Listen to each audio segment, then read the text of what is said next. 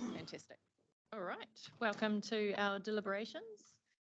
A quick and fast journey to get here, but yeah, thank you to everyone for the work that's been put in already. Yeah, we've got a big day ahead of us, so let's kick into it with apologies.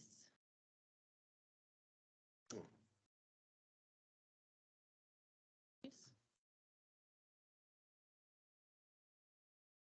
All right, we've got 3 apologies there of Jessica Andrew, Councillor Liz and Graham. Absence, over. Thanks Eugene, thanks Rodney for seconding. All those in favour? Against? Carried. Right, confirmation of the agenda. I have a mover. Eunice, Eugene for seconding. All those in favour? Against? Carried.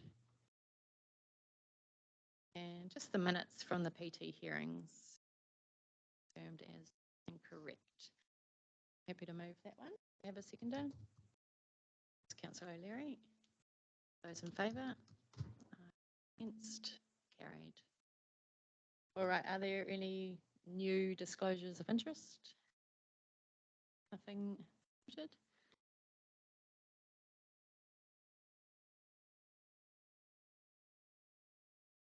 Okay. Right. We are into it. I'll get Mark to introduce how we'll work through today. Open it up for discussion. Yeah. Thank you, Chair.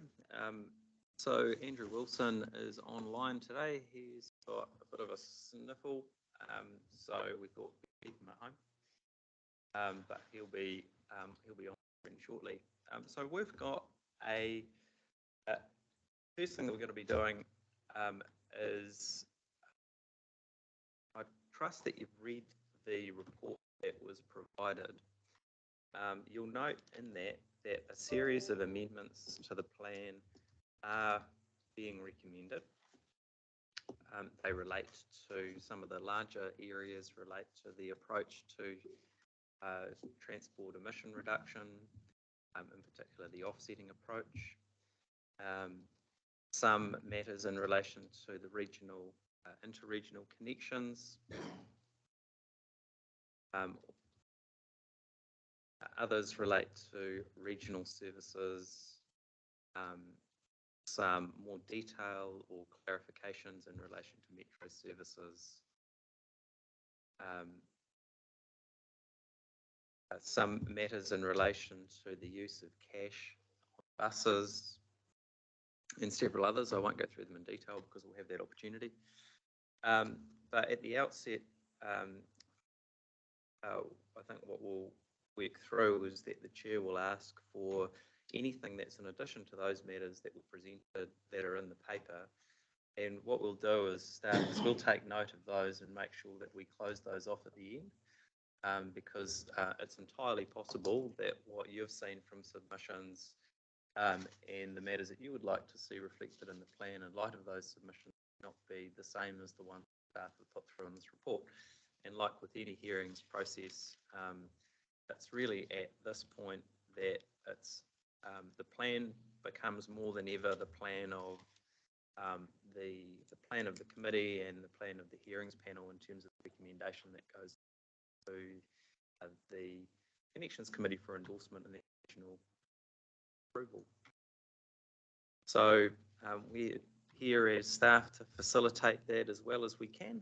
And if there's information we don't have immediately on hand, we might have to cycle back on that while we do a bit of scurrying around in the background to bring information and then close that discussion later on in the meeting.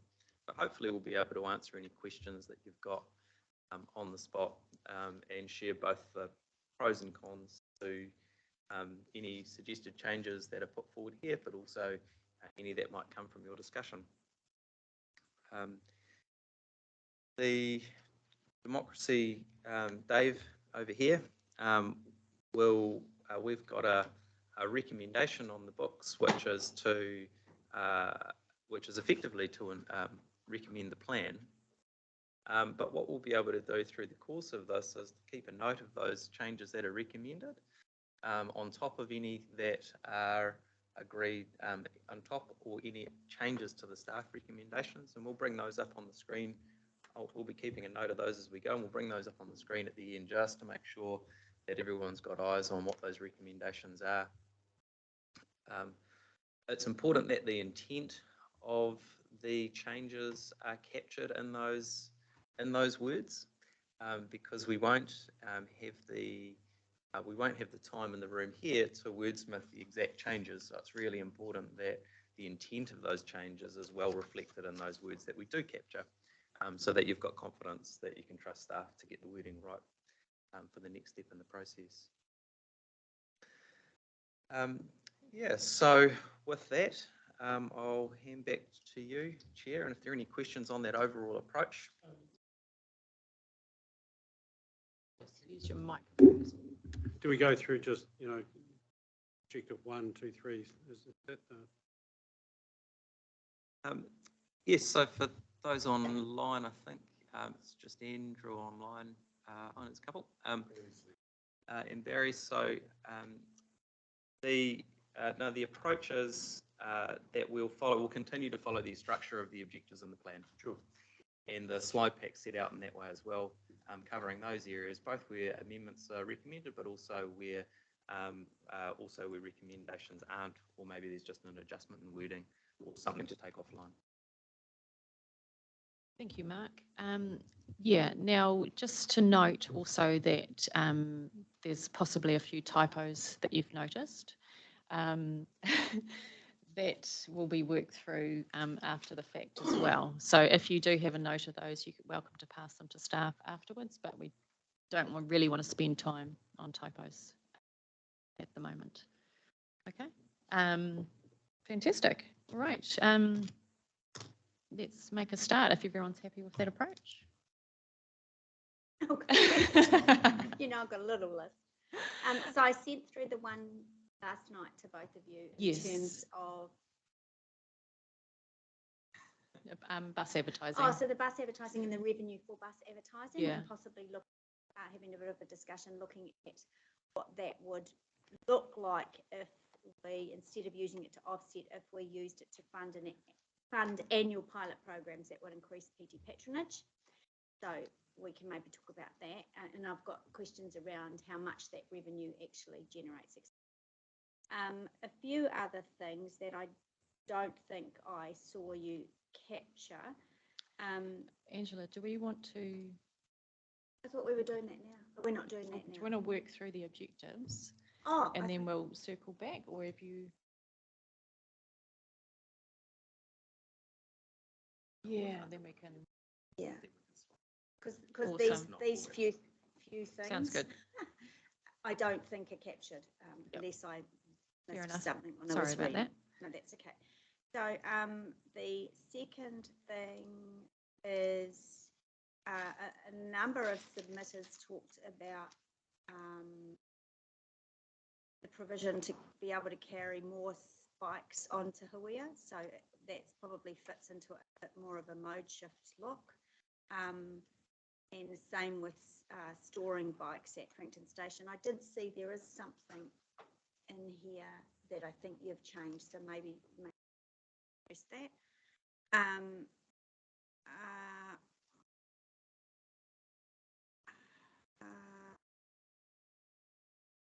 This is going to sound a bit odd, but because a lot of the submissions talked about or were concerned about patronage numbers, haven't mentioned that anywhere that PT should be an enjoyable experience. But I've kind of got it around why I think. Priority seating for disability in the front. There's no policy or anything that talks about that in the front of buses. I'd like an understanding of what we can do there, and an explicit policy around or a statement around that assistance dogs are actually welcome on it. Remember the guy that said he was charged $25? It sounded like it was a one-off, but he said it. So a little bit there on disability.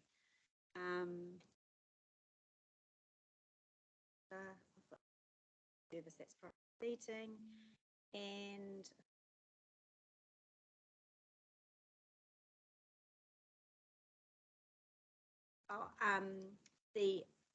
I disagree with the item in here on events. We've stuck to our guns and that a major event has to be free.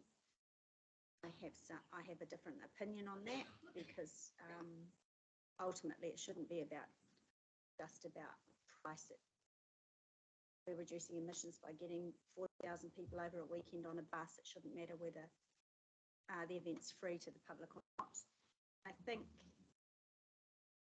that was it. It's not too bad for me. I reined it in. So we just flag those and deal with them as we go through each objective, right? Yeah. So Dennis, have you got a few? Or? Got a few, but I mean, I'll just bring them up as we go through. Is there anything that you want additional information about that staff will need to come back well, with? the one first off the rank is the carbon neutral versus negative. So I do have a question around that. Yeah. Okay, that's fine.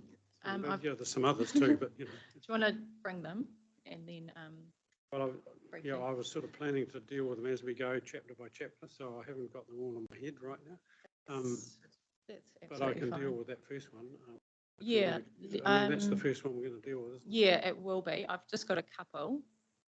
Does anyone else have anything else they'd like to bring? No. Okay. I just had one around a couple of submitters about bus driver policy. I just wondered how we might address that: staff recruitment, retention, living wage, salary structure, fair conditions, adequate training. And then one submitter in particular talked about, that part-time flexi job share options. Yeah, possibly, people are only looking for some of our services could really a bit more, and we should be taking anyone, not just full-timers. And then also just the timing of the implementation and review, just noting Wakakutahi's submission on lining up our aspirations with NLTF funding cycles. Just being a bit more specific around that. And just a general question, we reference PTOM quite a bit. And I know just the timing of that being changed to the system model. Just curious about how that works into what we're doing. About all, I think. Yeah. Well, I'm not that organised, so I haven't, thought, the overall picture. Fine. I've just Dennis, got notes through the yeah, you various can bring them chapters, up so as we I'll bring go. them up at the time. Yeah. Absolutely fine. Mark, are we? Yeah, thank you, Chair. So with that, then I'll pass over to Andrew, and then so I've got those matters noted. And so if we get to the end of this session and we haven't covered any of those points, I'll go back through them and make sure we have. But otherwise, as you talked about, they can be up as we go until we cross. So Andrew, can you hear us all right at that end? I can. Thank you very much. Can you hear me okay? We can hear you, and we can hear that you're scratchy. So if at any time you need a water break or want to pass over to me, I can do my best. But just thanks, Andrew, for joining in today. That's welcome. I feel pretty good. I just didn't want to share. Sharing's not caring when it comes to this sort of stuff, so I didn't want to share anything with anyone else. So thank you very much, and super useful run through of some of those items, particularly the ones that aren't covered in the plan. So there's a few we can pick up as we go through, and there's a few that we'll need to capture towards the end, but really useful start. Just to kick things off, I might jump back up one slide. So just a reminder that overall I think submissions were conveyed some really strong support for the intent of the plan and the direction of it, but there were quite a few submissions, as you're aware, that sought amendments and changes, which is really helpful. Staff have obviously gone through and made some recommendations in light of that, but a really important focus of this meeting is this committee deciding final changes. So very much your plan, and a really important outcome of today is that you're comfortable with the final draft that gets put forward to RCC and WRC for adoption. Okay, so the intent here is just to step through just each section. So the sections are organised around the objectives, and as a prompt for conversation, we've got the staff recommendations up on screen as we go. So in relation to objective 1, which is all about emissions, the plan, the objective 1 references emissions reduction for transport in sort of two ways. One is it refers to other sections of the plan for mode shift, which is a really important element, and then the balance of objective 1, or that section of the plan, deals with emissions from public transport itself.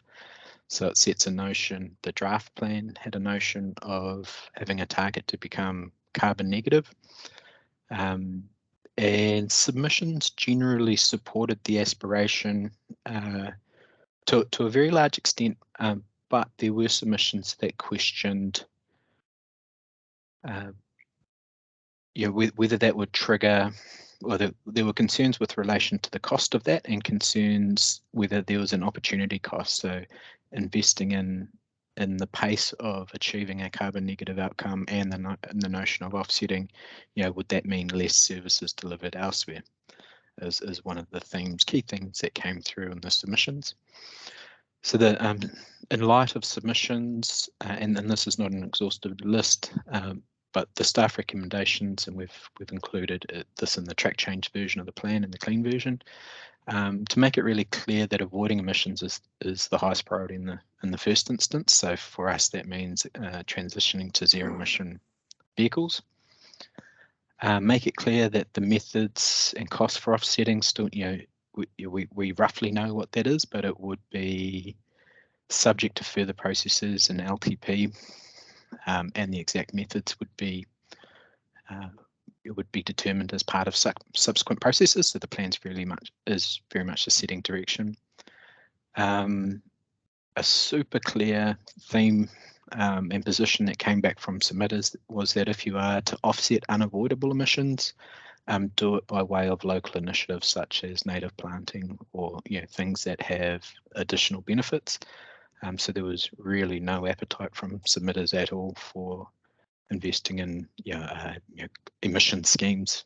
We might purchase carbon credits, that type of thing, but very strong support for initiatives within the region. There's a notion here, and Councillor O'Leary has already flagged and is keen to discuss that, which is good, which is an action to set aside revenue from busback advertising to establish a fund for offsetting unavoidable emissions. And the concept here was, in the lead up to LTPs and that more detailed work, developing a little bit of a fund to kickstart any initiatives, in addition to the work underway for transitioning to zero emission vehicles. And then finally, the sort of the significant change being recommended is rewording the objective. So the notion is to change the language from a carbon negative target to a net neutral target for the period of 2025 to 2050.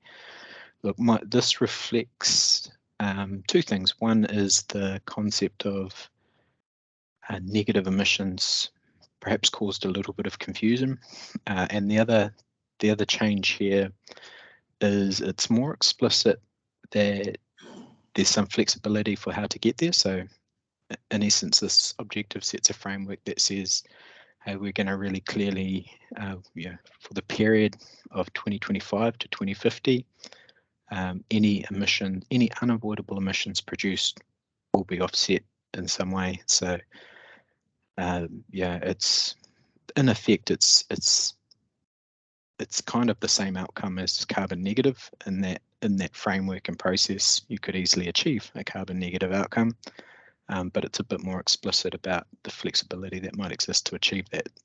So for example, during the early portion of that period, 2025 to 2050, there's going to be a lot of emphasis on transitioning to zero emission vehicles, which is one of the single most effective things we can do in terms of reducing emissions from our public transport fleet.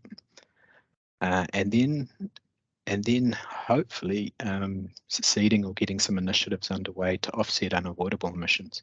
So if that was by way of native planting, it takes time for those things to establish, and most of the carbon sequestration would happen towards the end of that period, as those plants mature and become larger and sequester more carbon. So it gives a more flexible approach to achieve it, but in essence, the outcome, in my opinion, is the same. Through the chair is probably a useful point to pause for discussion and some deliberation on these sort of themes. Thanks, Andrew, for that. Very clear and concise. We've got Councillor Tegg with a few thanks. points. Thanks, Chair and Andrew. I suppose the concern I have around this is whether in reality it's somewhat of a watering down of the original objective. Negative is more aggressive and ambitious than neutral, I believe. And it has a firm date of 2027 onward. So I'm just wondering, is the change, first of all, is the change reflected in the submissions? I mean, there were some who pointed in the direction, proposed amendments, but I think that's a minority, and most didn't, I think. They were happy with it as it stood. So I'm just wanting to get a better grip on sort of motivation for the change. Where's this impetus for this change come from? Yeah, sure. So it is responding, I think. So first of all, you're right. Like the vast majority of all submitters were really clearly supportive of the intent of having a clear target around emissions reduction, and the notion of negative emissions was something that many supported as well. So the change is coming from submitters that sort of questioned how achievable it was, which is a fair point. So, being net negative from 2027 isn't really what we were intending when we were imagining potential methods for offsetting unavoidable emissions. So the motivation for the change here is to be more explicit that it is over that period 2025 to 2050. So and Councillor Tegg, you'll probably know this better than myself, but anchored in law in New Zealand is a notion of becoming New Zealand as a whole becoming carbon neutral by 2050. This would see us in effect achieving or aiming to achieve this a lot earlier. In effect, on a net neutral basis, we'd be carbon neutral from 2025 for that period. So it sets us, the intent here is to set us in a really firm position to exceed the national aspiration of being neutral by 2050. So I think the notion is it's still very ambitious and still very significant in terms of how it frames how we approach public transport. In the original one, I get on the screen, but setting an ambitious target, or those words, or ambitious at least, it just gives me a wee bit of concern that we're not as ambitious as we originally were, given that this is climate emergency, to halve emissions So can you give me comfort that this isn't a watering down of that? Yeah, look, my strong sense is that it's not. It's you know, the notion of being net neutral and the methods signalled in the plan via the amendments mean that we, you know, first and foremost, we're going to reduce the amount of emissions from the delivery of public transport services, and then there's an action to commit to offsetting any unavoidable emissions, with the outcome being at least net neutral for, you know, for the period 2025 to 2050. Being explicit about that range sets us up for some really robust reporting against that as well. Yeah. Excuse my ignorance here, but is it possible to achieve negative emissions? It was a little bit hard to hear you, sorry, Councillor Teague. Is it possible to achieve negative carbon emissions by both offsetting and taking action? Yes, in my opinion, yes, absolutely. And this revision to the objectives and the wording of the policy doesn't preclude that either. So it's saying, you know, as a minimum, it would be net neutral for that period. So is it possible to include in the objective, you know, the commentary around that there's still the opportunity to achieve negative emissions? Wondering whether that would give me more comfort that that's still hold. Yeah, and as a practical example of that notion, it's you know, as part of our forecasting for emissions from service delivery, we'll need to use that information to scope what the unavoidable emissions would be, and we would need to scope methods for offsetting those. And then potentially, if we do better, then in terms of timeframes and aspirations, that would put us into a net negative position, you know, within the same policy framework and action. So, you know, through the chair, the suggestion there to amend the plan with, you know, with some context in the wording of the plan that outlines the ability to, you know, as a minimum, it's a net neutral target, with scope to be net negative as well. I'm just wondering whether it could say something like at the end, without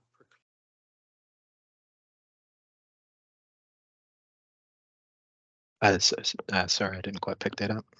Sorry, I'll move this a bit closer. And so I'm just wondering whether there's an ability to amend that objective, leave it as it is, but to add in without precluding the opportunity to achieve negative emissions.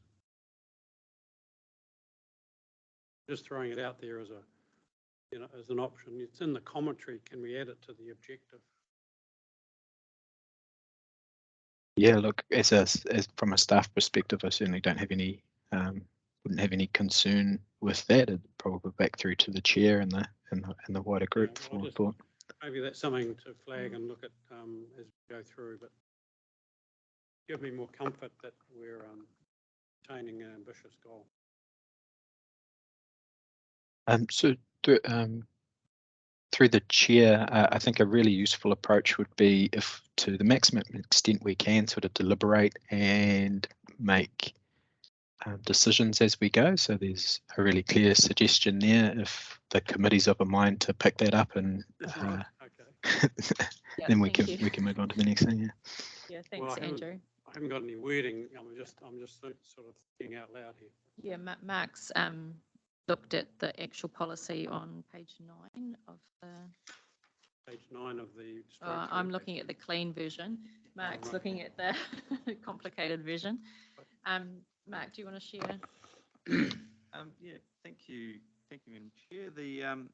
I guess my suggestion would be that if the committee is of a mind to do that, it would probably be quite a simple matter of saying at least net neutral in respect of the objective, and similar amendment in respect of the policy. There's policy 1, it's amending, so say at least net neutral. Yes. That would would actually have quite a nice parallel with, I guess, biodiversity-related policy in respect of the offsetting frameworks that sit there. So it might be fun, sharing some common language across different areas as well. Well, that's great. So, so that achieving neutral is just baseline, if you like. The ambition is to go beyond that. Cool. Any other thoughts from around the table? Yeah, I have. Rodney? I'm a little bit lost. Oh, not lost, but how are we counting for our baseline to begin with? Like, because for instance, I see it as just for instance, if we view the carbon emissions from say 30 cars driving today, and tomorrow we put those 30 people in one bus, we're going to reduce the carbon for the planet, but we're actually going to increase the public transport emissions. So it's just how we kind of measure it, or how we a little bit lost. Yeah, so Andrew, are you able to clarify how we're going to measure, and the approach requires robust emissions accounting? Will that be like in plain English, easy for everyone to understand? Yeah, Yeah, because similar to Rodney, I've got a few questions around, like with Tahuia, we do, hey, if, 50 people are on board, then it's carbon neutral. Yeah, and if you put, say, Tahuia trains on, you're going to increase Tahuia's emissions. Taking away carbon. yeah, look, absolutely, and I think really good question. So and super quickly, this whole notion was premised on a concept that any emissions, the global emissions, is to a point that any additional emissions into the atmosphere is going to further exacerbate global warming. So, if we're serious about arresting that, everyone needs to do their part, which means, arresting emissions full stop. So when we look at how we deliver services, the goal here is to deliver PT services on a way that's at least carbon neutral when it comes to how we deliver the services before we account for mode shift. And that means if we achieve that as an outcome, we truly are reducing total emissions from transport. So every person that we get out of a fossil fuel car into a carbon neutral PT system, carbon negative PT system, is going to be a reduction in total emissions going into the atmosphere in a really positive way, versus a scenario where we're driving mode shift. It does absolutely have emissions benefits, but we're basically transitioning people, in the absence of this carbon negative, carbon neutral goal, we would be transitioning people from a carbon producing transport mode to a less carbon producing transport mode. But the notion here is that's not good enough. We should do better than that. I hope that's clear. And short answer is yes, that robust carbon accounting is going to have to set out a really clear framework for how it's measured. Most of the emissions are measured at the tailpipe, which is an easy thing as we move to carbon zero emission vehicles, but there will be other sources of emissions outside of that we do need to account for as well. Excellent. Thank you, Andrew. Michelle. Thank you. I'm just not sure that I'm clear on where funding comes from, and I don't believe that there's a policy yet around funding offsetting. Andrew, is there any clarity on that, on policy, or where that may came from, or is it that we just set the aspiration and the principles in the plan, and then there'll be action plans lined up with when we get more information, and as time evolves, there'll be more clarity on expected ways or funds required to do this? Yes, correct. So the wording in the plan is really clear that it's an aspiration, and the viability of funding those aspirations sit in processes outside the plan. So what the plan is doing is setting an aspiration and setting the scene for LTPs and other funding considerations for how we might achieve it. and then at that point, how far we go will be subject to funding availability and schemes that we might be able to join with others. Absolutely, yeah. That will evolve. And so maybe we just note that we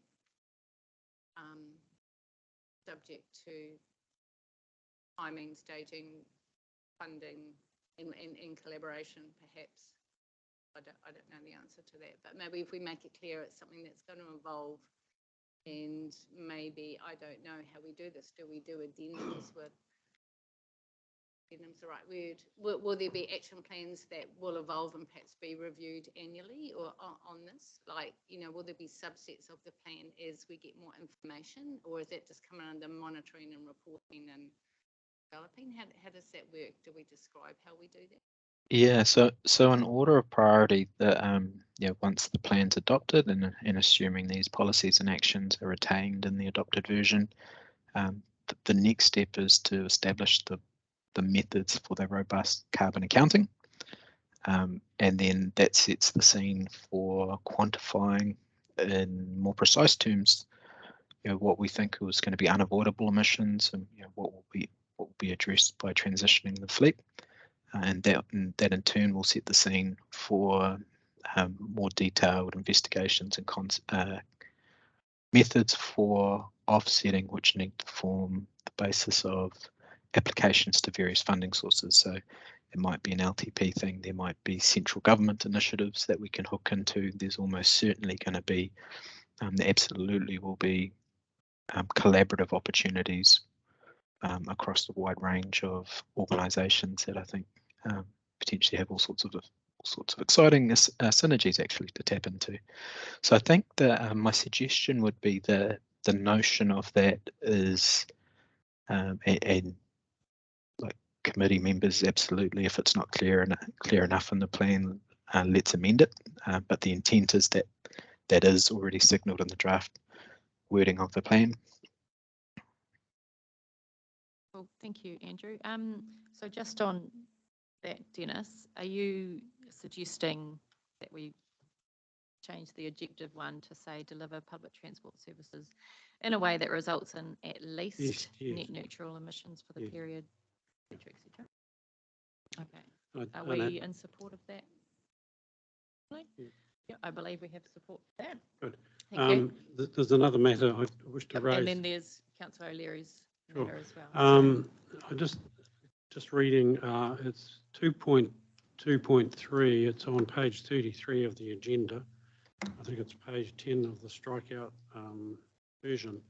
It refers to the offsetting issue, and it has the words "but not limited to" in there.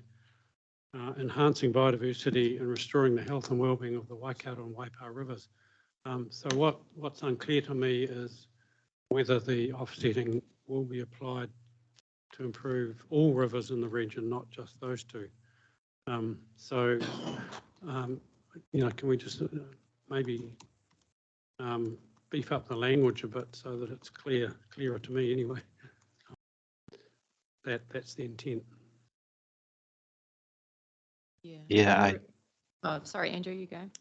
Yeah, I was sorry, just to pick up on that point there. So hopefully it's clear in the language. If it's not, it should be tweaked. The purpose of that wording is actually related to what sort of Michelle was saying. It was to commit to, we would only consider offsetting methods that have a benefit within the region, and then reference some examples. So it's not such as enhancing biodiversity, such as contributing to funnel, to always mess up the wording. Waikato Tainui and our aspirations for improving the river. So those types of collaborative opportunities, it's not saying that those are the initiatives that would be pursued. Those decisions would be made as we get into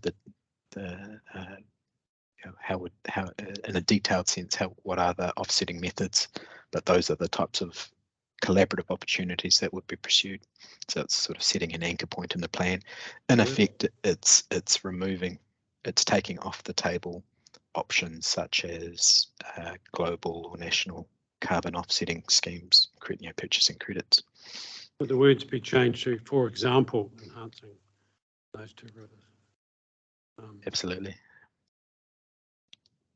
Thanks. Thank you. Councillor O'Leary, did you want to talk about D? Just flick on your mic. The reason I want us to consider using, I've got a couple of questions first, but using bus revenue for pilot programs to increase PT patronage is that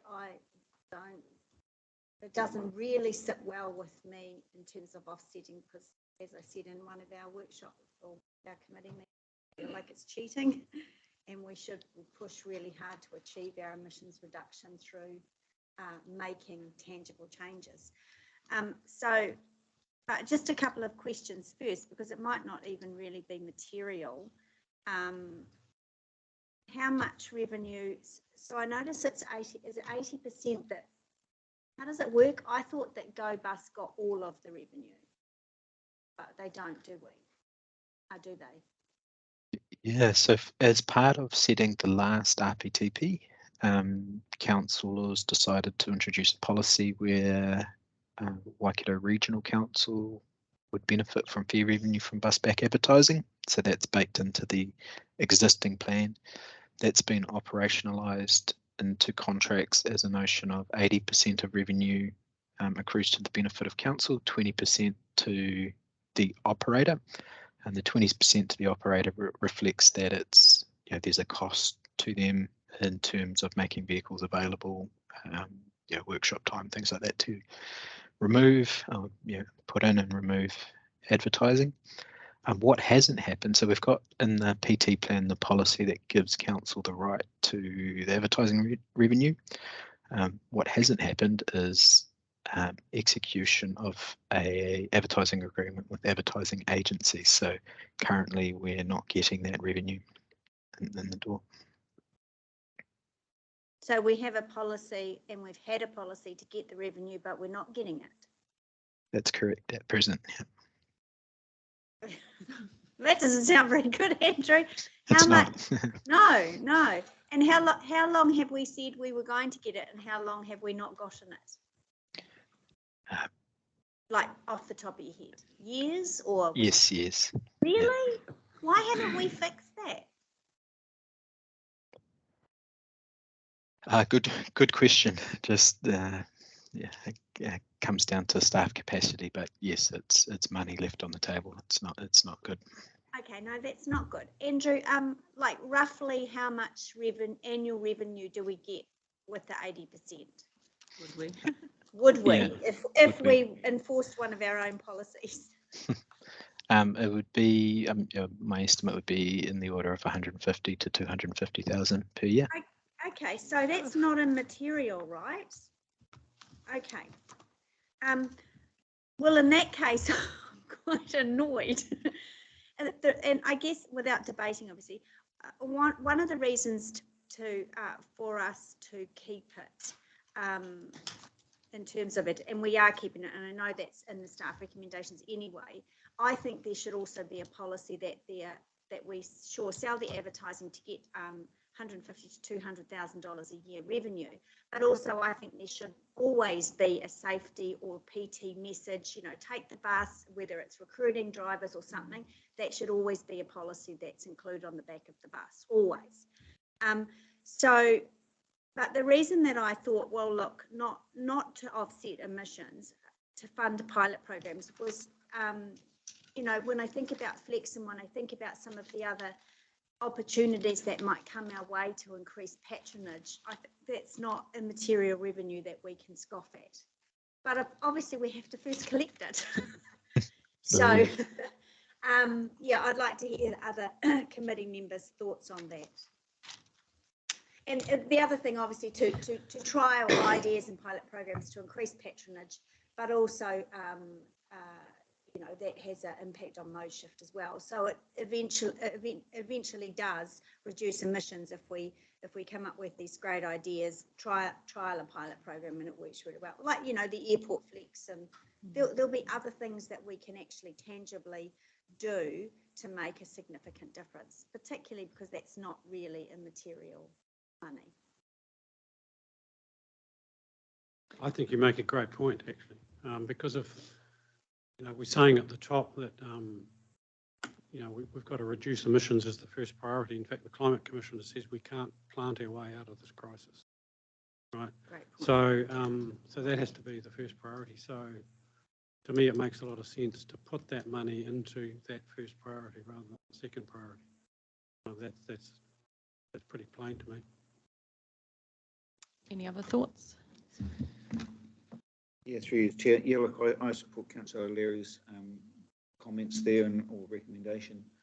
Make some changes for that, for offsetting underwater emissions, having a advertising budget. Just going back to the hearings and the person from GoBus mentioning about wanting to keep, don't drop the advertising budget. So now it's a little bit confusing now that we weren't getting any revenue from it, even though we can. And his comments about wanting to keep it, now he wants to keep it. But also, how does that, because a comment was made about if we don't drop it, it adjusts the contract price anyway. That's part of them, a bit of discussion around if they didn't get that revenue, the contract price would be higher anyway. So they were talking about that. That's how they justify it. Yeah, so on that point, like we don't have any evidence that would be the case. In fact, we've got evidence that the opposite is true. So when that policy was first introduced into the RPTP, we tendered for new contracts for Hamilton and surrounds with the notion that the council would retain busback advertising, and we saw price reductions in terms of tender prices coming through as part of that. So it's certainly not a material factor when it comes to setting tender prices. All right. Just the hearings comments were sort of a little bit different than what our discussion is now. So as I say, that if we can sort that revenue out and start collecting that 80%, we need to be doing it now. And yeah, I could totally support this recommendation to put that into offsetting underwater emissions. Great idea. Okay. I think we have general support. Yeah, I'd also support it as well. Yeah, getting that mode shift, especially within the metro area, is really important. And it's a proactive step rather than a perceived failure or cheating method. Yeah, so yeah, I would support that. Can I just have a follow-up question? Yeah. So based on GoBus's mission, were they collecting our 80%? Is that what's happened? Is that why it's because Andrew, you said the 20% and support that the 20% for them was the bus was off the road while the sign people were putting the sticky thing on the back of the bus. So that they technically shouldn't make a hell of a lot of money just covering costs. But were they reaping our 80%? I think someone was. At present, yes, that's the case.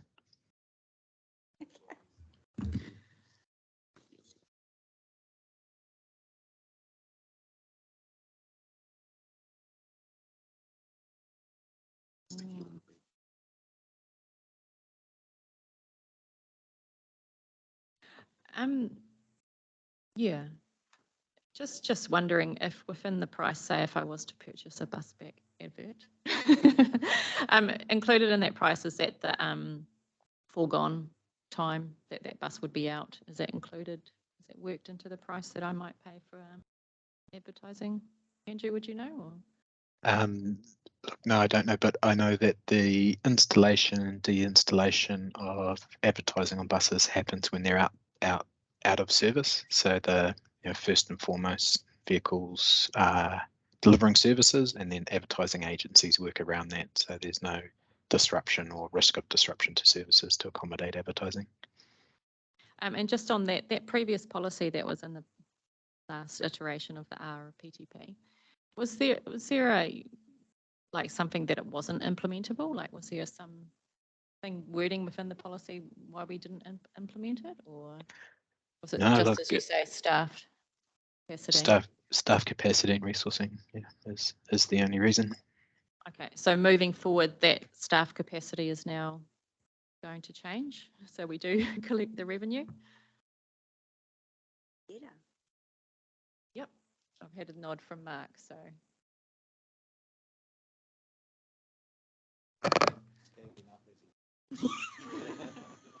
Look, I can confirm for the committee that we've got that right up the top of the agenda for the current financial year. Is that the Busback finalising the PT plan means that we've got consistency for a multi set of that contract, but that's no excuse for not having done it prior. Supplementary question, Madam Chair. Go for it. So we just heard, there's been two explanations. 20% was to cover their costs while the bus was off the road getting the sticker on the back. But then now we've just heard that it's that happens when the bus isn't in service or is being serviced mechanically or whatever you said, Andrew. So perhaps we should be, we're the authority here. Perhaps we should be getting 100% funding.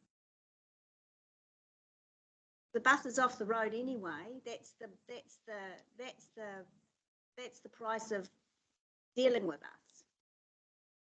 Because I'm assuming these contracts are millions of dollars, right? So they don't really need another 100, or it should have been 20%. And they've had it for 3 and years they've had anyway. it for, yeah. So so this is going to go to the Connections Committee, who will adopt it, and it goes to your formal governing body. How can we get a little bit of information back on that so that we can do it today, but so that we are absolutely assured, and we've now decided that we want 100% of those funds?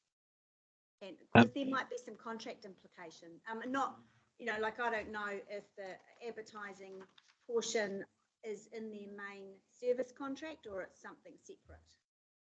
Or so two things on this. One is if the committee was of a mind to have a clear policy that 100% of advertising revenue is anchored in as a requirement, a policy requirement in the PT plan, that's a decision it can make. It would then apply to new contracts that get tendered. So existing contracts have this 80-20 split in it, so it becomes relevant to new contracts. If the committee's of a mind, that's a useful thing to do, in that there's, over the next 3 years, there's quite a lot of tendering coming up, so it would certainly shape that. Another thing you mentioned, Councillor O'Leary, was this notion of kind of like public purpose advertising on busbacks, aren't my words, but that's the notion I got from a previous comment. In our contracts, we also reserve 10% of busback advertising space for our own purposes. But that's not an explicit action or policy in the plan as well. That might be, if the committee's of a mind to amend it, make tweaks, that's probably something that's worth bringing in as well. Yeah, I'd really like that brought in if the committee supports it, Andrew, because that, public service announcement on the back of bus, if it's 10%, if it's the bottom or the top, however you do that, I think that's, we're all behind buses every day on the road, so I think that's an opportunity for us to, get some good messaging out and get more people to use the thing they're sitting behind.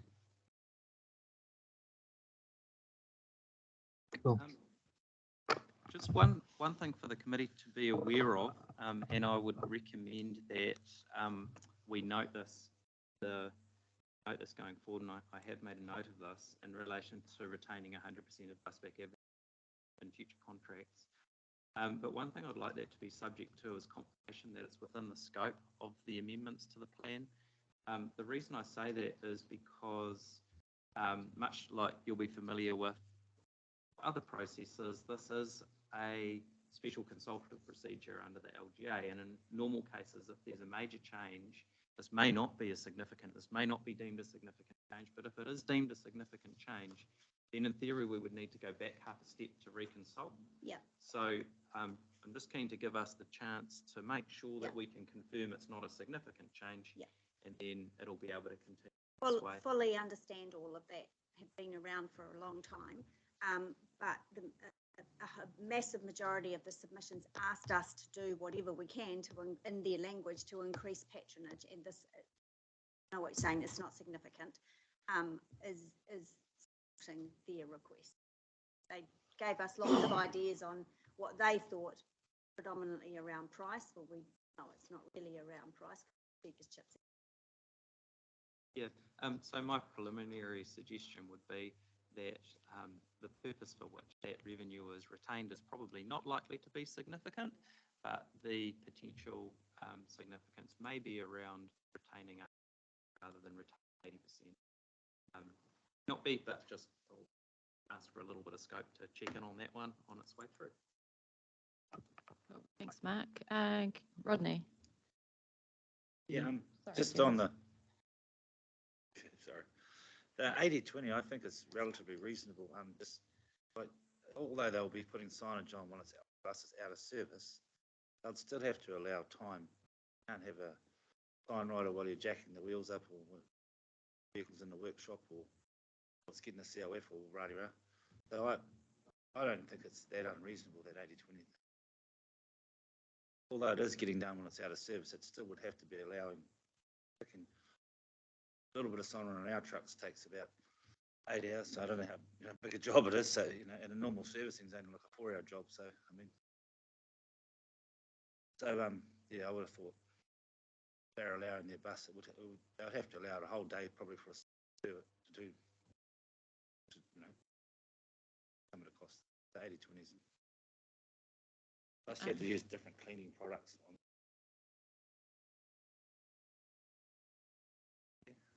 Thank you, Rodney.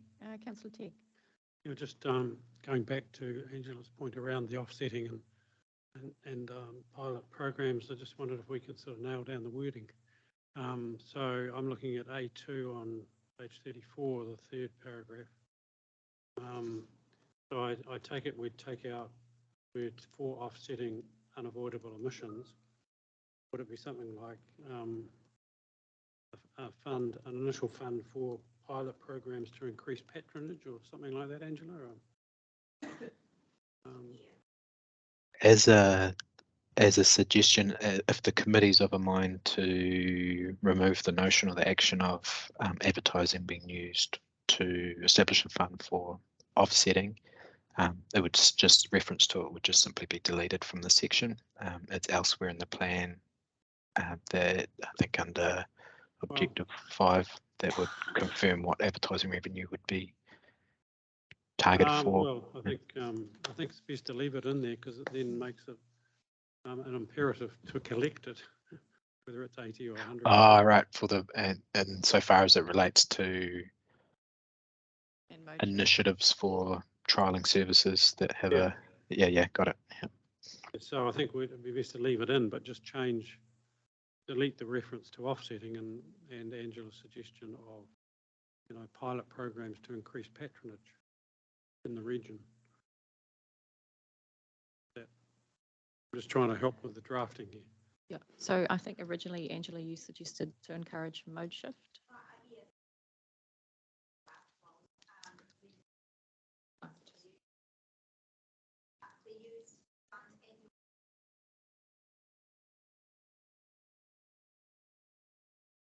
Yeah, oh, that's good. Yeah, that's good.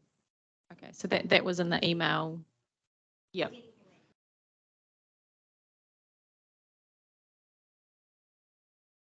Sounds good. That's the emissions link. So still. Okay, I'll just go to Michelle and then I've got a few thoughts as well. So thank you. I was thinking along the same lines as Rodney, as there must be staff time for the bus driver to take the bus, to get the bus backs on and things like that, which do we need to consider that?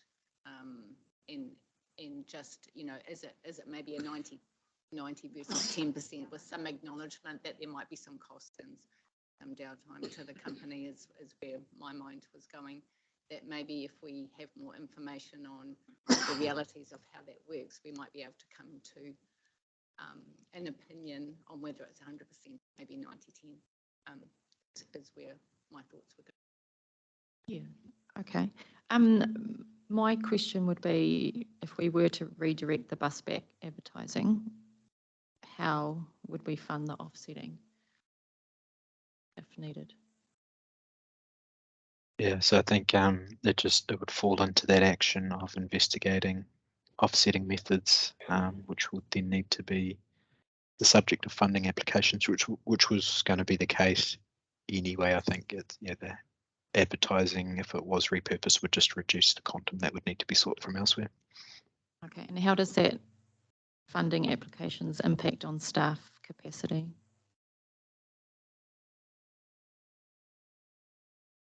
I'm happy to answer that. I think, so to me, the basic setting up any kind of offsetting scheme will demand some level of staff capacity, but I don't think the source of funding is actually going to be the driver of that. I think in the medium term, what I'm really keen for us to get to is that we're effectively we're including the cost of offsetting as part of the total cost of operating the scheme, so that we're really budgeting effectively for a net neutral, at least a net neutral operation. And that just becomes part of our normal business as usual.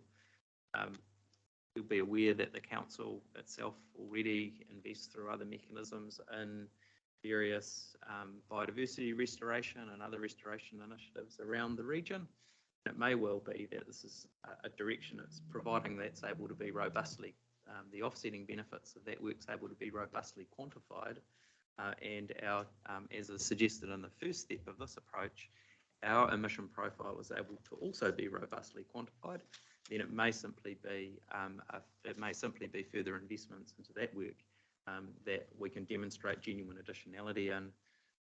So I think until that both sides of the quantification exercise are done, it's difficult to understand whether there's going to be additional investment required to set up anything new. My thinking is that it may not be the case, but we'll have to complete that work for us to know. Our intention would be to complete that in those initial stages, ready for long-term plan 2024, where it may be able to be included as part of our overall plan for public transport related funding. I just have one further question as well. The majority of our bus back advertising is within Hamilton and surrounds, is that correct? Okay, so just noting Taupo's District Council's submission when they talked about making sure that it was fair across the region. So fares collected within their area are put back into their area. Would you see any implication on what we're proposing here on that? I don't, through you, Chair, I don't foresee any real problems with that.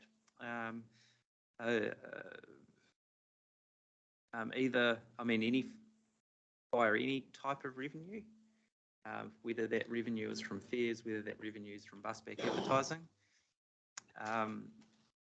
I don't see any particular issues with us apportioning that.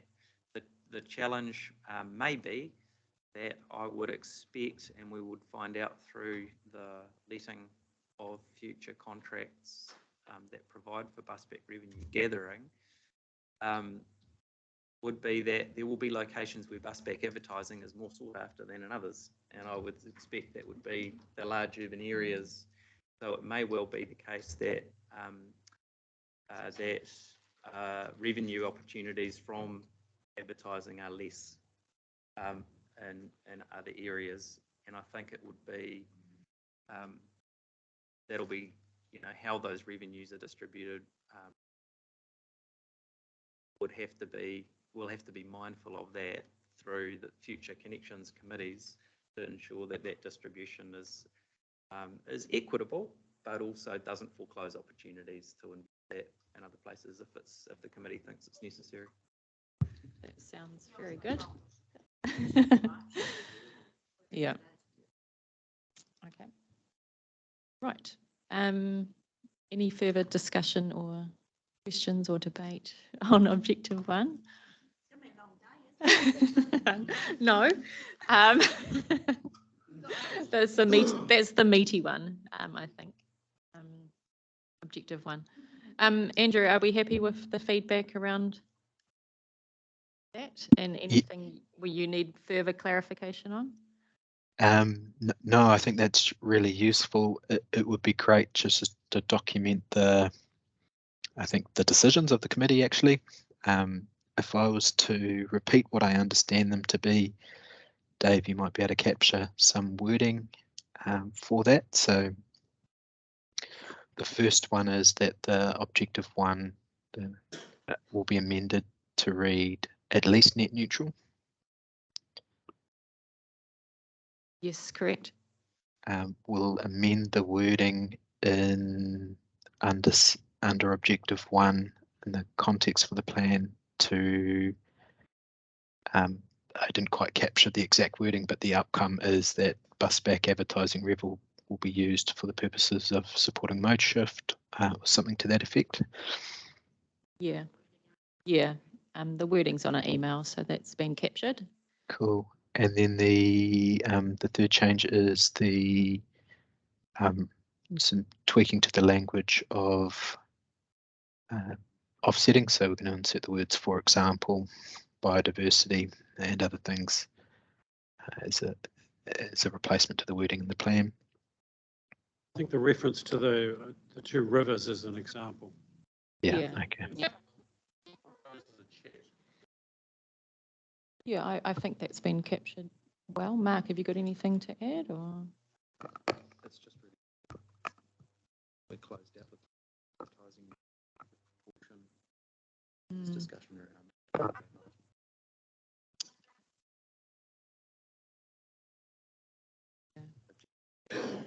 Okay, so just the question around the percentages, we could possibly address that later on specifically.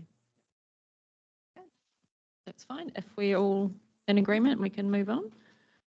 Yep, a few nods around the table. So yeah, objective 2. Thank you, Andrew, for that. Thank you. Alrighty, objective 2. So this is a substantial part of the plan, as committee members will be aware. So it's the notion of delivering an integrated network across a number of layers. So we've got one slide for each of those layers because each of those layers reference really significantly different things. So interregional, passenger rail, regional services, metro services, and targeted services. And we'll just step through one by one. So interregional connection. So in the plan, this is a notion of extending the reach of public transport services interregionally by way of partnerships. So that might be partnering with neighbouring regions. It might be partnering with commercial service operators. It's finding those win-win opportunities. And this section here is excluding passenger rail, which we deal with on its own on the next slide. So by way of summary, there was just really strong support for being explicit about the circumstances under which council would do that. So the recommendation is we turn that into a sort of formal policy with actions that's been included as suggested changes to the PT plan. We had a number of submissions referencing specific opportunities, so that ferry services in Raglan Harbour, for example. From a staff perspective, sort of the intent of the plan is to establish the policy framework that would enable us to explore these options, and if they stack up, bring them back to council for decisions. It's not intended to commit council now in advance of doing proper due diligence. So, in essence, that's a summary of the recommended changes and the nature of the feedback we received on this particular point. Okay, that makes sense to me. I'm not seeing any lights on. Oh, Councillor Tegg. Just on that last point, the reference ferries, I'm just wondering whether the plan encapsulates the possibility of new technologies that might come through that we don't even know about. I mean, one that's certainly in the pipeline is this concept of sea gliders. And I saw a webinar from the promoters of that, and they specifically mentioned the Waikato region, thinking in to the Coromandel, maybe the southern Firth of Thames and so on. So I just wonder, what, you know, does the plan encapsulate stuff that we don't even know about yet? Yeah, therein lies the challenge, right? How do you reference things that we don't know about? But the notion is, I think, what you're getting at, you know, would cut across all types of services that we provide, and so in principle, we should absolutely be open to new technology and benefiting from those. The plan certainly doesn't preclude that. It doesn't explicitly address it either. Yeah, I take your point. Thank you. Anything further on this slide? No, cool. Happy to move on.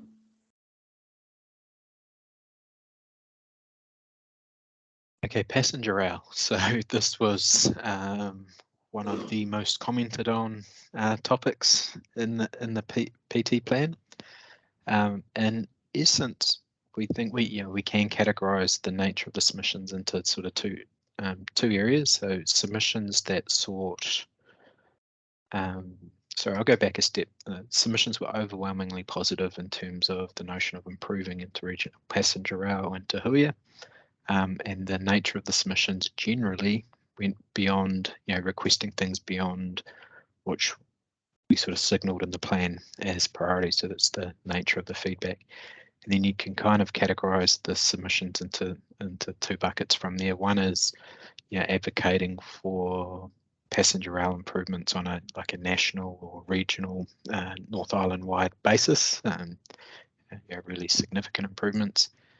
And then the other is specific sort of requests or comments in relation to Te Huia itself. So I think the intent or the staff recommendation is that we include a new policy that acknowledges those submissions that are advocating for interregional passenger rail at a really large scale, and you know, but a new policy that sort of points to central government, you know, WRC and partners' roles is to advocate and support central government led initiatives to reinstate interregional passenger rail as a policy. So it's sort of pointing to where the responsibility for that level of scale and ambition may need to lie. And then in relation to Te Huia, there's probably a number of things that this committee needs to consider. So in general, in relation to Te Huia, yeah, in my opinion, most of the submissions requesting specific improvements can be addressed through the actions already committed to in the draft plan, with one amendment which is relating to Te Huia rolling stock becoming zero emission. We didn't explicitly address that, so the recommendation is to amend one of the actions to make it clear that that's in scope of investigating and planning a pathway for Te Huia rolling stock replacement, which nominally needs to be achieved by sort of 2028. There was a lot of submissions requesting new station locations for Te Huia. So Tika Whara, Pocono being very, very popular, as well as Tuakau. In the draft plan that went out for consultation, there was a commitment and already work underway, as Councillor Eugene will know, to investigate the viability and what it would take to establish Te Huia stations in Tika Whara and Pocono, but not Tuakau. We received a lot of submissions referencing Tuakau, so something for the committee to be aware of. As well, the staff recommendation at the moment is to not include reference to additional stops and locations beyond what was already signalled in the draft plan. So Tuakau was one, Mercer was another, and notions of extending Te Huia south of Hamilton, Te Amuru, places like that. So at this point in time, the staff recommendation would be to not not include that in the action list. The action list is already significant in terms of, you know, if implemented, what it would achieve. Yeah, over back to the chair.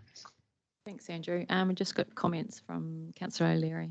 Yeah, I just noticed that, and I work on the track changes document as well, but that, and generally will agree with all of the amendments based from submissions, but there's nothing really pointing to the number of submissions that talked about there's nowhere to store a bike, there's there's not enough bikes being able to be carried onto Huia. Yeah, so in terms of our response to those submissions and their requests for better mode shift facilities, where would that fit in here, and do we need to be a bit more explicit there? Yeah, great question. So there was, I think, in relation to objective 6, don't quote me on that, I'll double check, but the objective relating to infrastructure, there's a recommendation to add an action.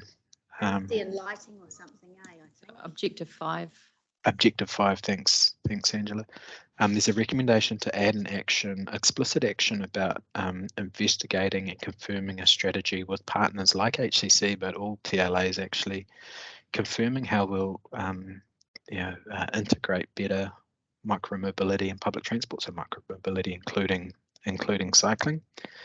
And one of our challenges is that we all have this joint aspiration for micromobility in particular to really take off, right? And we will very quickly run into a challenge of if we have bikes on buses, it's limited to, you know, the 2 bikes you can carry at any given time. Similar challenge for Te Hui. I think we can accommodate about 4 bikes at present. So yeah, if we really want to deliver on that aspiration, we need some really clear strategy around how we can maximize that. My sense is that we're going to run into constraints very quickly when it comes to the trade-offs around, you know, we can accommodate more devices on buses, but the direct trade-off will be less space for people as well, and other implications. So that's, you know, the action to include, to jointly investigate and confirm a strategy for maximising benefits of micromobility and integration with PT. The scope of that would confirm, you know, to what extent do we need to better off-bus infrastructure, and to what extent should off-bus and train infrastructure versus on-bus, among other things that are required to make it work really well and seamlessly for customers. The solutions are not immediately obvious. So which, yeah, no, and but our plan is to be aspirational, not just to put in things that we know we can 100% be, because that doesn't push any boundaries. It's true. Where is it? It's under objective 6. You said A. I did read it. Objective 5 would be PT infrastructure. Objective.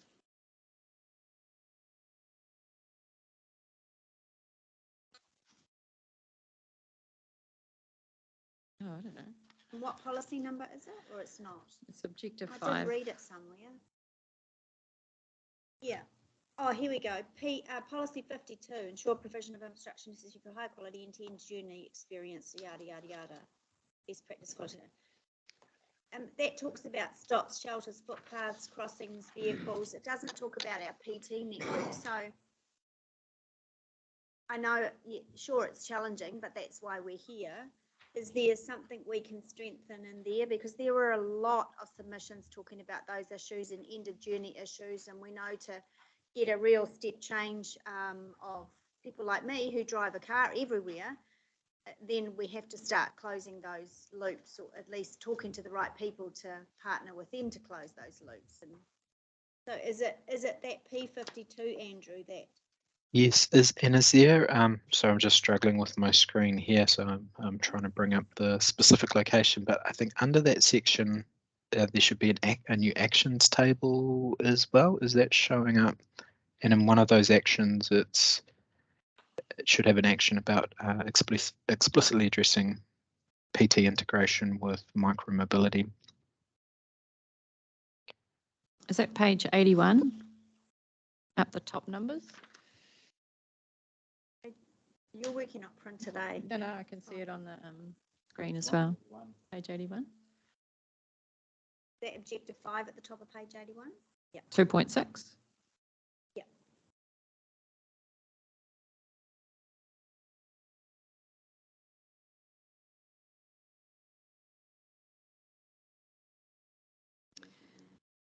Yeah, it doesn't, it's not in there.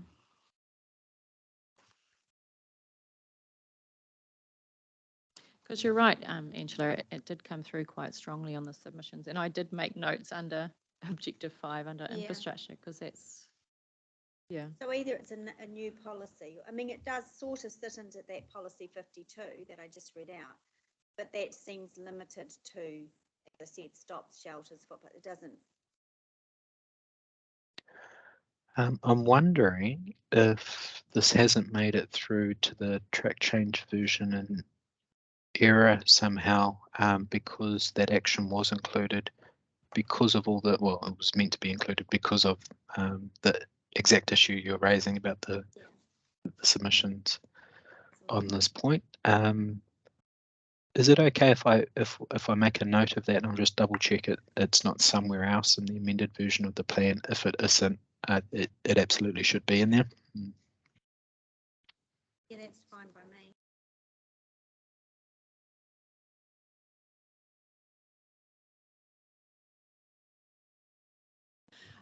Yeah, let's come back to that one. Maybe in a break, we can get a bit more clarity from staff.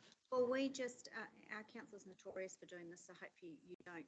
When we come to, so your team will go away, create all the changes, bring back to the connections committee.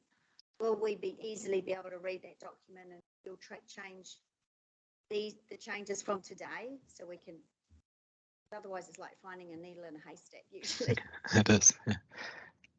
Yes, that the intent was to give the Regional Connections Committee a track change version from today. Yeah, so using the clean version as the base. Great, awesome. Thank you. Councillor Tegg.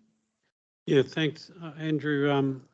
You mentioned there was strong support for, I think you used the phrase, low emission trains rather than electrification, but I'm just looking at A5, action A5, which confirm a plan that achieves Te Huia rolling stock replacement.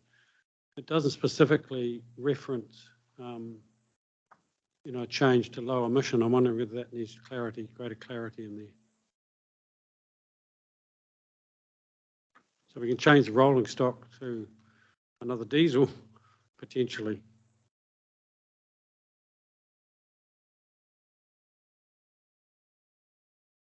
Yeah, so I can see on the screen that it is referencing investigating options for zero emissions trains. Is that what you're meaning? That? Just on the PowerPoint. I think there's an issue here in not all the track changes have come over in the clean version. So, for example, I'm very sure that I included that action of the what we're talking about with bikes, micromobility, and very sure that we had that amendment to the wording, but I can see it's not in the clean version. Okay, it should be in the strike through version. So which policy or action is that in? It should be in, I'm looking at the clean version, and A56 should have it. So that's the wording that says confirm a plan that achieves Te Huia rolling stock replacement by 2028. Yeah. The recommended, so that, and that should read, including investigation of zero emission options. Okay, because it's not in my version. No. It's not in the strike through version that I'm looking at. Okay. Well, that's fine. If that's great. Second point, I just would like clarification of what's meant by interregional passenger rail. I can see the emphasis on Tauranga, Hamilton, Auckland being interregional because there's 3 different regions involved there. But I'm just wondering about intra-regional rail. And I know we don't really have any yet, but to Angela's point of being aspirational, what if, there was future demand for opening up some of the old rail lines that were closed? And a lot of them are now rail trails, but I understand Iwi Rail still owns the land in a lot of cases, so there might be the potential to do that. So I just wonder whether, in terms of being aspirational, we can make some reference to intra-regional as well as inter-regional rail. Or that was one of the topics among many others that the Metro Spatial Plan project, Transport Program Business Case, has looked into, and Councillor O'Leary, Mark and others may be able to speak to this as well, but one of the outcomes of that work was a really clear commitment to not preclude the ability to enable service provision in the future, but it also had a notion that probably bus rapid transit offers the best solution within the metro area for the next sort of 50 years, if that makes sense. Right, because there's P8 is the council will support and advocate for government-led initiatives to re-establish inter-regional passenger rail. I mean, could we include and potentially intra-regional rail? Just open that possibility up. It's probably a lesser priority, as I said, than connecting those main cities, but there's some way that we can sort of flag it as a possibility in the future.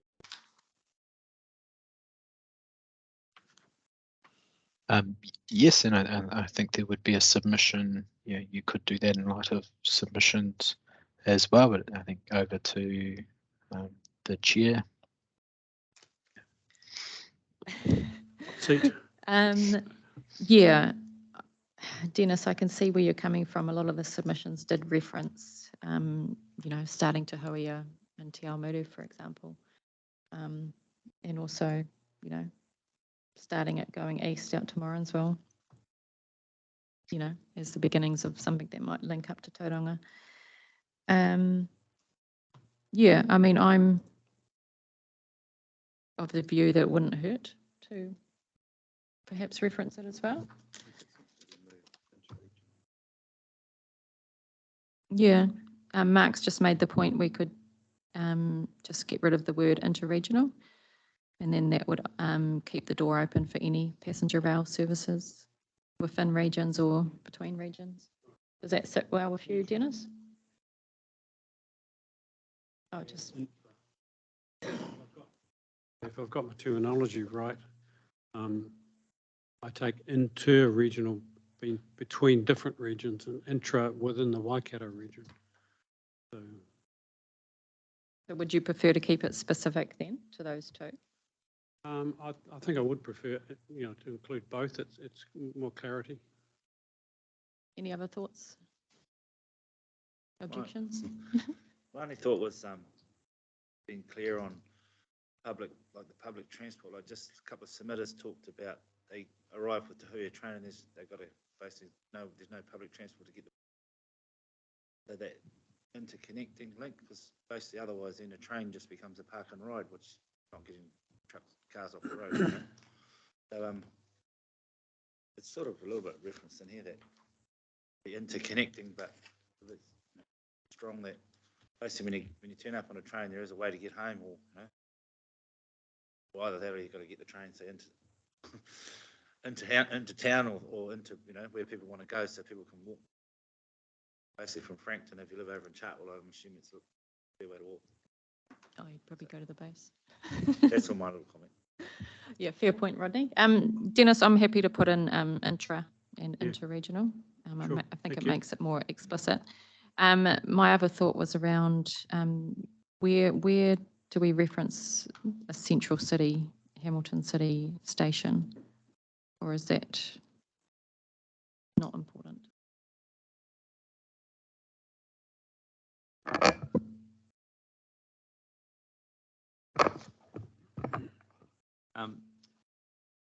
I'm happy to comment on the central city station. So I think at the moment, an effect that's not really within what staff have considered. So while there's been some suggestions that that a CBD stations CBD station would have benefits, and it certainly would have benefits. I think some of the currently understood operational problems with that, including the benefits of the location on the junction between the East Coast and Northern Main Trunk Line where Frankton currently sits, means that that's likely to be the station for the foreseeable future. I do know, though, that the Ministry of Transport's Rapid Rail business case is exploring other station location options at this end, and it certainly wouldn't be out of the realm of possibilities to, my suggestion would be out of the realm of possibilities to amend the plan at a later date to include reference to a CBD station if that ends up being the preferred location. Okay. That's fine. I know that there has been reference to getting more bikes on to Huia, and somebody had the idea of, a separate carriage that just takes your bikes. Would it be worthwhile referencing that within the rolling stock, or is that too specific?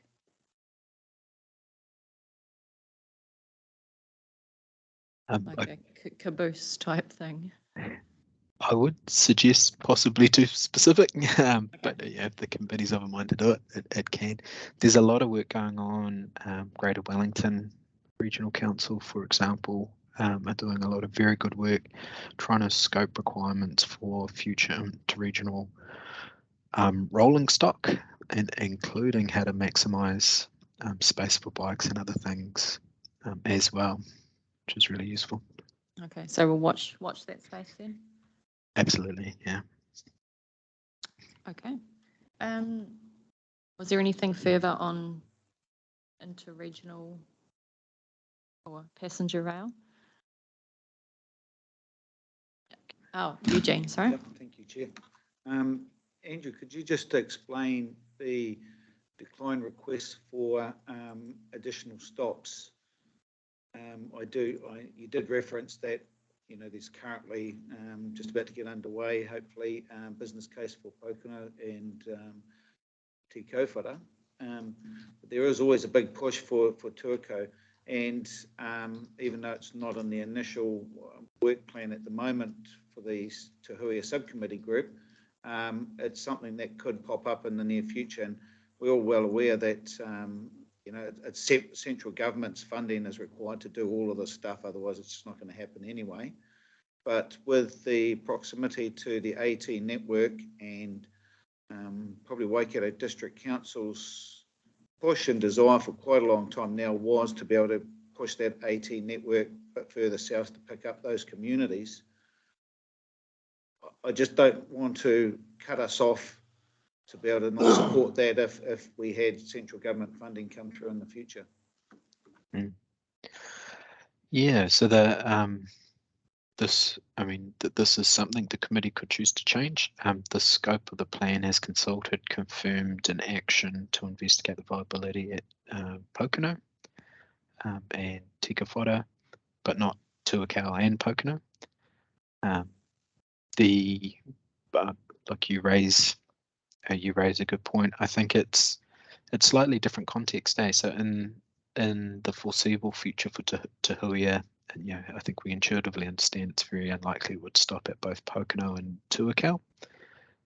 But in the context of Auckland services extending further south, or a future where Te Huia becomes more of an all-stop train, that's when you probably consider doing both.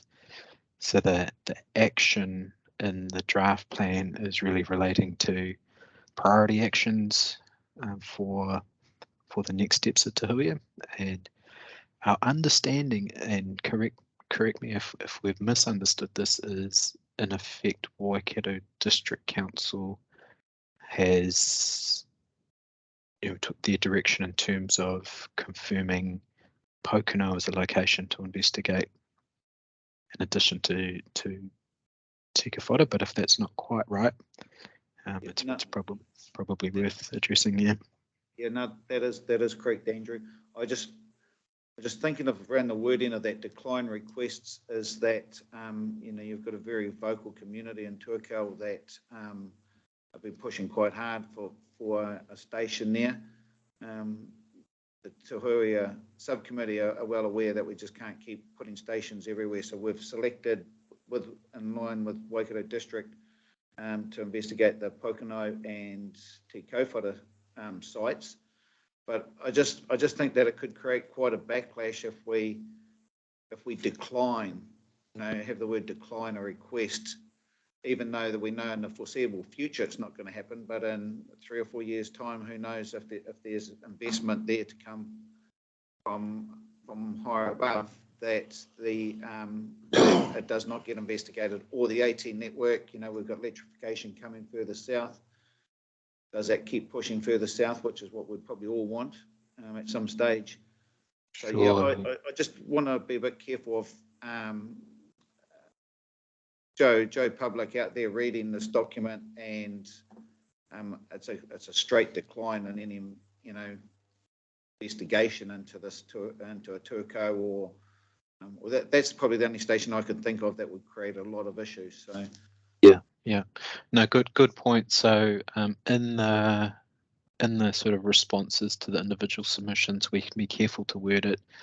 And so the notion is Pocono and Tuakau being prioritised at present, and there, this isn't the exact wording, but there may be scope to investigate Tuakau in the future in the context of other service changes, which might be Auckland extending south, or the nature of the Tahu service changing. okay, we're just going to make sure the wording's not so it's totally taking that out of the question, because that could create quite a negative. Yes. Yeah. Eugene, I would tend to agree with you in regards to that. We know how loud the voices are in Tuakau, and they've been passionately advocating for a number of years to have a station there. Like Andrew's just mentioned, Mark has maybe got some specific wording how we could accommodate their request within the plan. Yeah, thank you, Chair. I think we know what the future, or we think we know what the future is here in respect of the continued extension of the Auckland Metro network itself in time. So, and I think it would only be of benefit to the Waikato region and the north of the Waikato district in particular, for the committee to explicitly support investigation into extension of the Auckland passenger rail network to include the North Waikato. We could include specifically Tuakau and Pocono, which are the logical stops there, and that dovetails really nicely with the type of investigation that's likely to be undertaken or has been initiated for those North Waikato stations. Because, as we know, the whole of the Te Huia network platforms have been built to the AT standard to enable that integration. So I think an additional action along those lines would achieve that outcome and be clear as to the committee's intent not to forget about them, but that they're really part of the Auckland. The best solution would be part of the Auckland Metro network. Yeah, I support that. That's not committing to us, but keeping us open to a bigger picture. So yeah, no, thanks. Yeah. Exactly those words. And it's building that interregional relationship as well. Councillor Tegg. Just a quick comment. Not sure whether it needs to be in the commentary, but I see potential for Pocono and Te as a park and ride from other parts of the region, Coromandel, Hauraki. You know, whether that could be just sort of flagged. There's a lot of people, you know, especially as they age, don't want to go into the Auckland traffic, and the idea of catching a train at one of the Bombays has a lot of. Yeah, good points, Councillor Tegg. Rodney.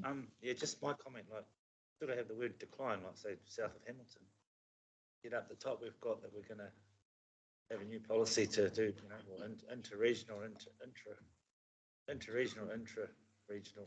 It's kind of contradicting one or the other, you know, like, so I'm not sure if a business case stacks up and you know, something happens and someone wants to run a train, Otaronga Day. So, Hamilton to Otaronga, sorry, because we need people in Otaronga. The other way. Thank you. so Rodney, are you suggesting some wording or? Well, I don't know if we need the decline thing, because we've kind of got, in the plan, we've got include a new policy that firms, so do we actually need to even put decline in, you know? Because we've kind of got at the top that we're going to Advocate for support government if inter. if there's initiatives too, you know, or something's going to happen.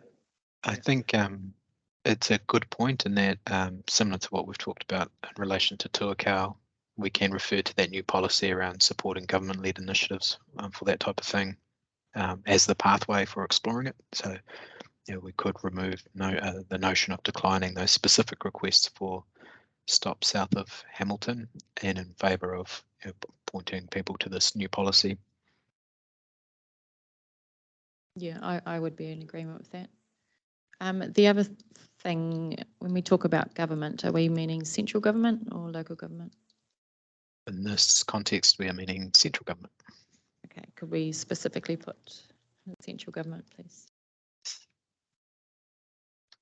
All right. Is there anything further on passenger rail? I'm just wondering if we take a quick tea break, et cetera, and we'll come back in 10 minutes. Excellent. Thank you. We will have a little break. Adjourn the meeting for 10 minutes. Thank you.